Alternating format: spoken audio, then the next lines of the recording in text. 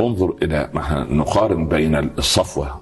يعني سيدنا ايوب لم يقل رب اني هدني الضر، حطمني الضر، قتلني الضر، مسني الشيطان، قال رب اني مسني الضر، مسني الضر، مس.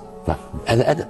مع انه ايه يقال في كتب التاريخ انه مكث 18 عاما لا يتحرك من فراشه. نعم. عنده شلل رباعي، لكن الضر مسه، مجرد مسه مش هدنا، مس طريح فراش. الادب مع ادب الخليل نفسه. لما القي في النار يقال ضجت ملائكه السماء يا رب خليلك سيلقى في النار وهو العليم الخبير. نعم. قال يا جبريل سله. نزل جبريل، ابراهيم في ورطه في المنجنيق وعلى وشك لحظات ويكون وسط النار، سبحان الله. فقال يا ابراهيم الك حاجه؟ قال يا جبريل اما منك فلا. قال من الله. قال اما من الله فبلى. قال اساله.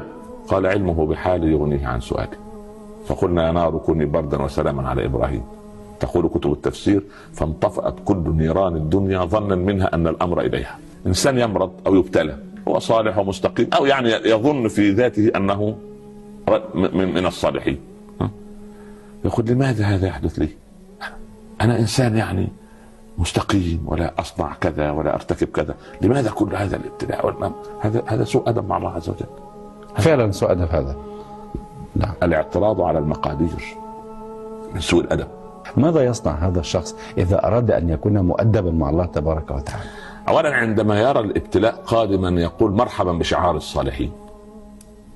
الله اكبر. اذا هو سوف يحمل رايه من رايات الصالحين في الابتلاء، لان الابتلاء ميراث النبوه، فمن قل حظه من الابتلاء قل حظه من ميراث النبوه. الله. طالما انه يعني سبحان الله بدا الابتلاء ياتي اليه فليعلم امورا 5. طيب. انه صار في معيه الله. الله اكبر. وان هذا الابتلاء ليس اكبر من ذلك. بمعنى أني أصبت في مسألة رزقي لكن صحتي ما زالت موجودة. أيوة. أصبت في الصحة ما زال عملي موجودا. نعم. أصبت في العمل ما زال أبنائي يدورون من حولي، ما زال الأمن يراعيني بالحالة الأمنية التي تحيط من أمس آمنا في سرب معافى في بدن، ما زلت أتنفس، ما زالت عيني ترى. ذلك لما قطعت رجل عروة رضي الله عنه وقال بكى، قالوا أتبكي من قضاء الله يا عروة؟